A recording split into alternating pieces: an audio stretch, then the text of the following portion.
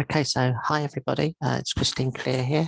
Some of you will know I've been doing live Zooms on the various astrology topics recently, and with the approaching full moon in Libra coming up, I would have liked to have done a live one with everybody, but unfortunately I haven't had the time, so I thought I'd do a bit of an experiment and create a video for you to have a look at and see what you think.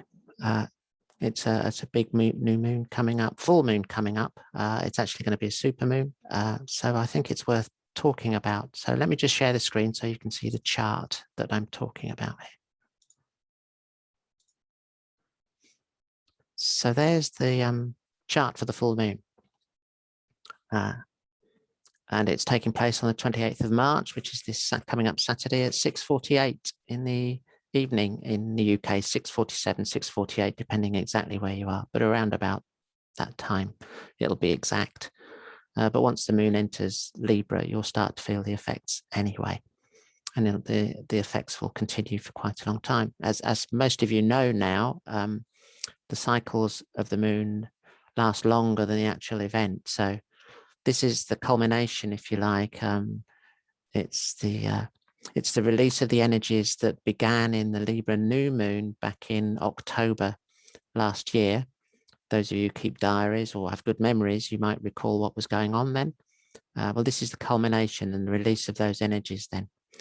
But it doesn't mean that those energies are over and done with. If you think about the summer solstice, when the sun is at the height of its powers, we still know that there's at least a month or two before we start seeing the fruits of our labors and are able to reap our harvests. And the moon works in exactly the same way. And the moon works in a way that's almost more complex because there's cycles within cycles of the moon. So the final ending of this phase will come when we experience the next new moon in Libra, which will be late September, October. I haven't looked up the date. So there's still a way to go yet, although you will feel changes as the moon later makes a new moon in its next sign. So let's talk about this this moon here. Let me see if I can get my pointers and things up.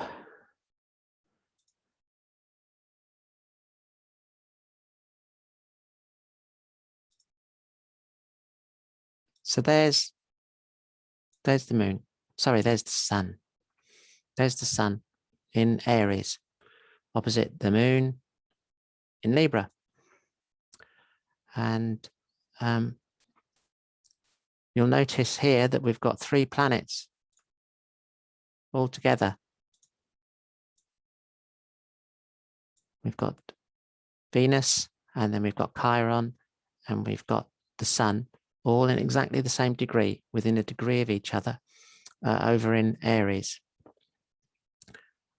There's a term in traditional astrology called planets becoming cazimi, and that means they're in the exact same degree as the sun.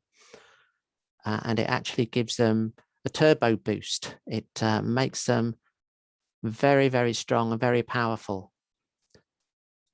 So those 3 planets are really, really being empowered by the sun right now for this full moon. And the moon opposite there in Libra is being ruled by Venus, which is in Aries right now as we stand here. So there's some interesting energies going on, and a cross between what's happening, or a direct link with what's happening in Aries and what's happening with the moon. So the full moon in Libra is always one of relationships, and it's ruled by Venus, and Venus at its very essence is about love. It means other things. It means our aesthetics, our sense of beauty, and so on. But at its essence, it's about love. And so it's sitting in Aries, and Aries is about who we are. It's the infant of the astrological world. So when the sun entered Aries at the spring equinox, that was the start of the new astrological year.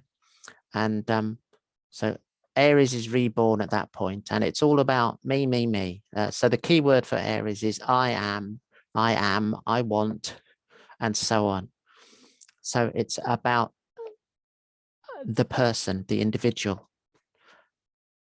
So for Venus there and about the individual, it's about expressing our own wants and what we love.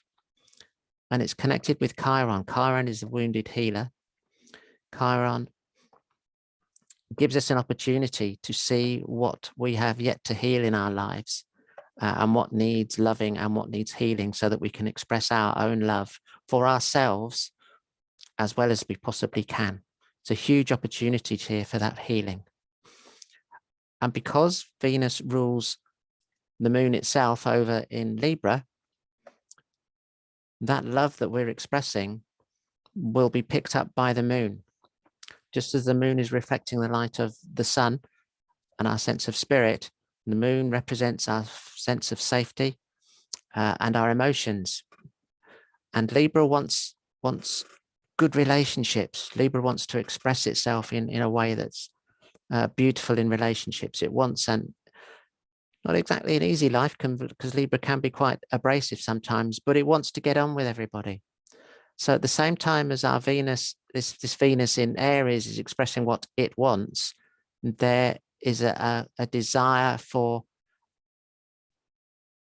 a collective union of love. And I use the word love in its broadest sense, in a way that means we're connected with everybody and we share the same goals and beauties and wants and needs.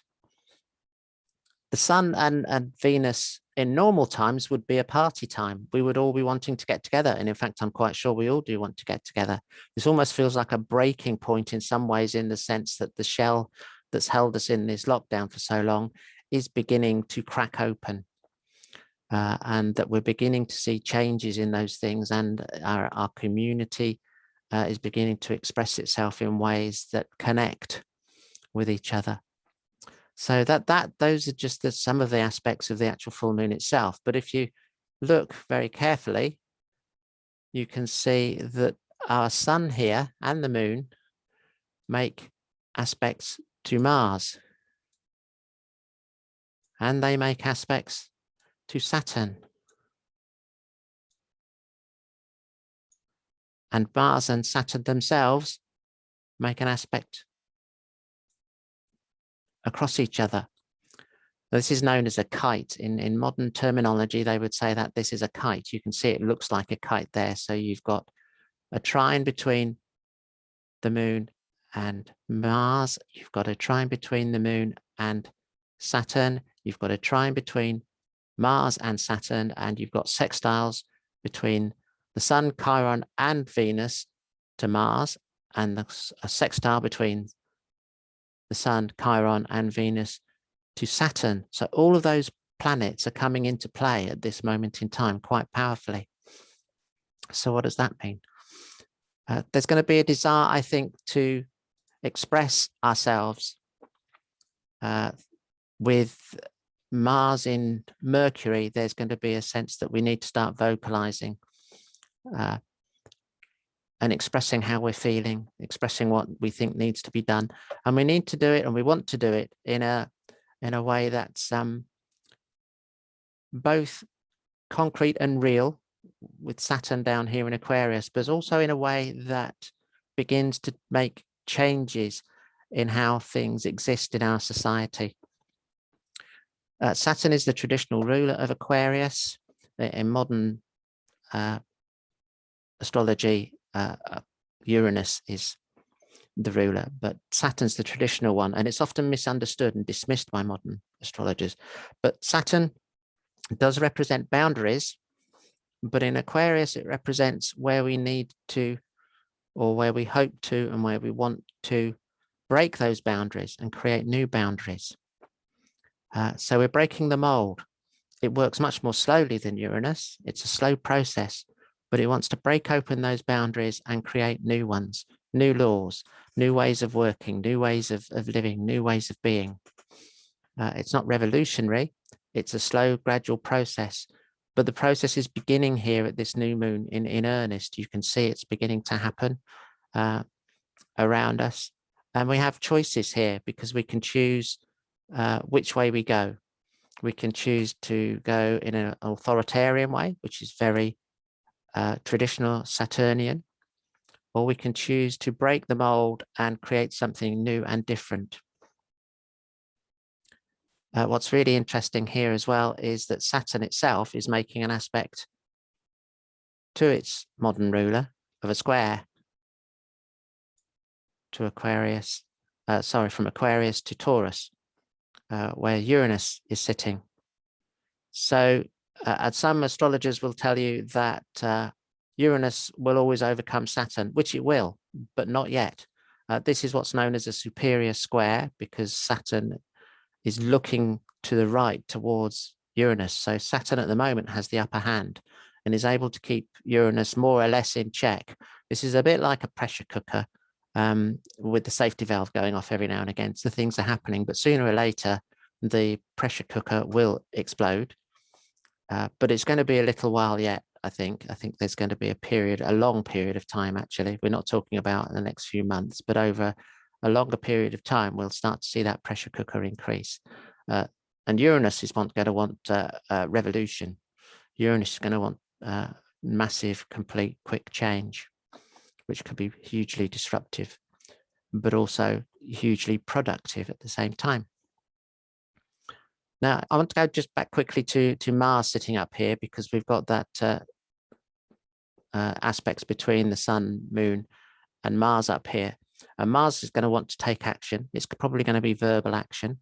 But as Mars goes in Mercury, it's always ruled by our old friend here, Mercury.